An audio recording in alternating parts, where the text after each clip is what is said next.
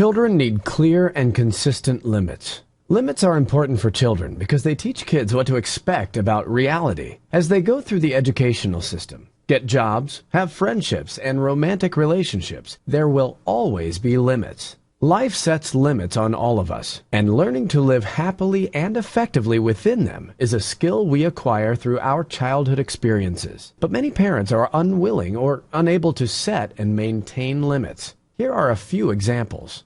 Recently, I counseled a single father whose 6-year-old son regularly goes to bed between 11:30 p.m. and midnight, falling asleep in front of the TV set with his dad. Dad says, "Ryan just doesn't want to go to bed, and I can't stand for him to be mad at me." Another client complained about the money she was spending on her 2 children, both in elementary school. She explained that she couldn't go anywhere without having to stop at Walmart or the mall to buy something for the kids. If she didn't, they'd throw a fit. Still, another recent example comes from an executive mom who works 60 to 70 hours a week, leaving almost all of the childcare to an au pair. To lessen her guilt, she does whatever the kids want on weekends. Now, 3 years later, Mom says, "My daughter thinks she's my boss."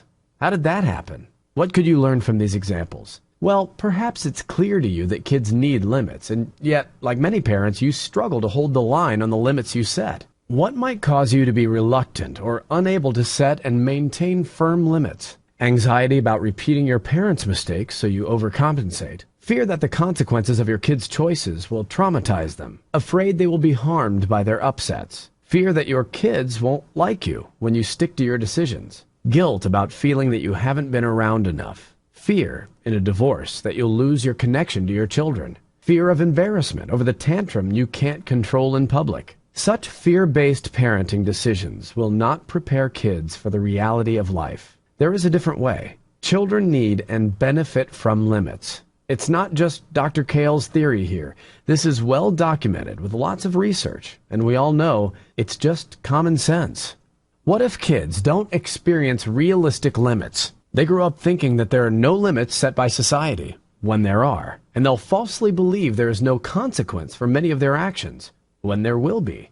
They also learn dangerously inaccurate expectations, particularly when minimal efforts on their part are rewarded with significant returns. It can be remarkably seductive to get caught up in the loving responses young kids give to parents when parents soften the limits they have set. It can make you all warm and fuzzy inside if you aren't paying attention. If you are paying attention, then you see how you have just destroyed the integrity of your word. When this is repeated over and over, then the real damage begins to unfold as you see that your word is not respected with your kids. You can avoid this. It's essential to keep your focus on the long-term vision of what you want your children to learn. Make your decisions with that vision and your values clearly in mind. If you abandon that vision to avoid pain or fear, you're relieving your immediate anxiety rather than making healthy parenting choices. Is it easier to buy the toy than deal with the tantrum? Yes. Is it easier to let them watch one more TV show than struggle over turning it off?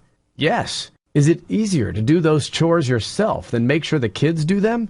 You bet. All of these are short-term solutions to anxiety and fear, and they produce long-term problems of growing complexity. It may seem easier in the short term, but in the long term, you're better setting off limits and sticking to them. If you don't, there'll be more trouble down the road.